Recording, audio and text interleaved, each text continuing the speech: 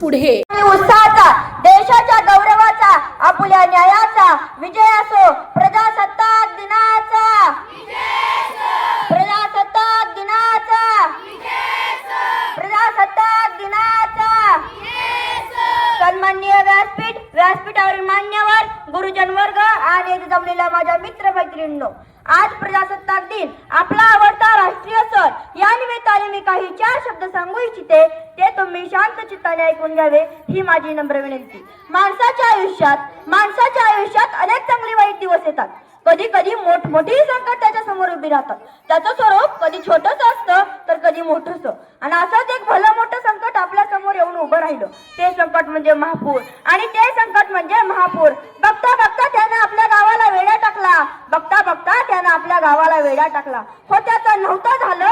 जिला आपण जीवरदायिनी म्हणतो त्या नदीनंच आपल्या संसाराची राख रांगोळी केली. मी ईश्वरी नितीन देशमुख आता मी काही सांगणार आहे माझ्या अंतरीच्या वेदना. असं का ग नदी माय, तू तुझ्या शेतकरी लेकराचं वाटोळ केलं. आई म्हणतो आम्ही सारे तुला, आमची काळजी घेणारी, आम्हाला जीवन देणारी, आम्हाला जगवणारी, आणि तूच आमचं घरदार प्रपंच सगळं घेऊन गेलीस ना ग. आमची बायका पोरं रडत आहेत आपलं घर कुठं आहे म्हणून. भूक लागली पण समोर पाहत होते गढूळ पाणी आणि चिखल. याशिवाय या भोळ्या बाबड्या शेतकऱ्याजवळ काय आहे आता?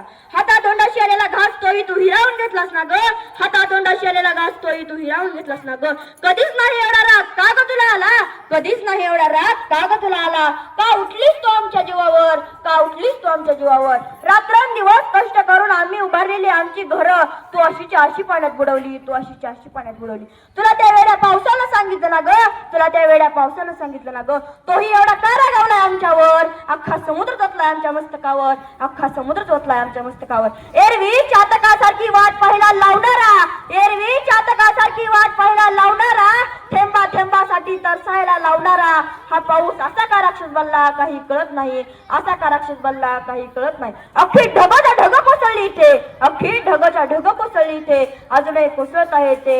अजूनही कोसळत आहे ते. नेहमी धरतीच्या अंगावर आग ओखणारा, नेहमी धरतीच्या अंगावर आग ओखणारा सूर्यही कुठे लपला आहे काही कळत नाही. सूर्यही कुठे लपला आहे काही कळत नाही. त्यांना सुसाट पवणारा वाराही कुठे गेला काही कळत नाही. कुठे गेला काही कळत नाही. कोठून आले आसमानी संकट काही कळत नाही. जणू सगळीकडे समुद्रच पसरला आहे काय. हे पावसा तुझं झालं रे खरं.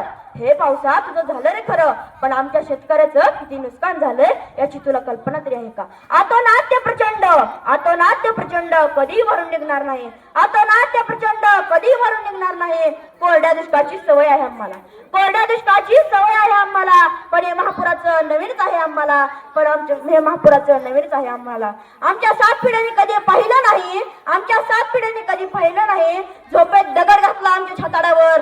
झोपेत दगड घातला आमच्या छाताडावर. ना जीव वाचवित आहे ना गुरे ढोरे ना घरदार चोहो बाजूने वेढले आम्हाला पाण्याने. जीव घेण्या संकटातून सैन्यांनी आणि आमच्यातल्याच काही देव माणसांनी बाहेर काढले आम्हाला. काळ्या कुट्ट्या आभाळाच्या छाताखाली, काळ्या कुट्ट्या आभाळाच्या छाताखाली धोधो कोसळणाऱ्या पावसाचा आम्ही संसार मानला आहे. आज आमच्या जवळ काय आहे? डोळ्यातील अश्रू आणि अंगावरील कापड. आज आमच्या जवळ काय आहे? डोळ्यातील अश्रू आणि अंगावरील कापड. तेही ओली चिंब भिजलेली. खायचं कुठं राहायचं कुठं? मुलाबाळाचा सांभाळ कसा करायचा? मुलीचं लग्न कसं करायचं? बँकेचं कर्ज कसं भरायचं? आजारी माणसाचा दवाखाना खर्च कसा करायचा? आज रात्रंदिवस कष्ट करून आम्ही जीवन जगत आहोत. उसवलेल्या मनाला आणि अंतकरणाला टाके घालून या महापुरानं आमचं कंबरनं मोडलं. आज आमच्या जवळ काय आहे? डोळ्यातील अश्रू आणि अंगावरील कपडं तेही ओली चिंब भिजलेली. तेही ओली चिंब भिजलेली. खायचं कुठं राहायचं कुठं? मुलाबाळांचा सांभाळ कसा करायचा? शेतीचा तर विचारूच नका. बँकेचं सोसायटीचं खाजगी सावकारचे कर्ज काढले होते. बँकेचं सोसायटीचं खाजगी सावकारचे कर्ज काढले होते. रात्रीचा दिवस केलं होतं तर पुण्या भांडाचाही विचार केला नाही. कारण उद्याचा दिवस चांगला पाहायला मिळेल या वेड्या आशेनं सारी शक्तीपणाला लावली होती. या वेड्या आशेनं सारी शक्तीपणाला लावली होती. आमच्या मोटारी वाहून गेल्या. आमची पिके तर गेलीच गेली. पण आमच्या शेतातील माती सुद्धा वाहून गेली. आमचे अश्रू पुसायला अनेक लोक येत आहेत. आमचे अश्रू पुसायला अनेक लोक येत आहेत. मदतीचे हात घेऊन मोठा आधार वाटतो या माणसाच्या माणुसकीचा.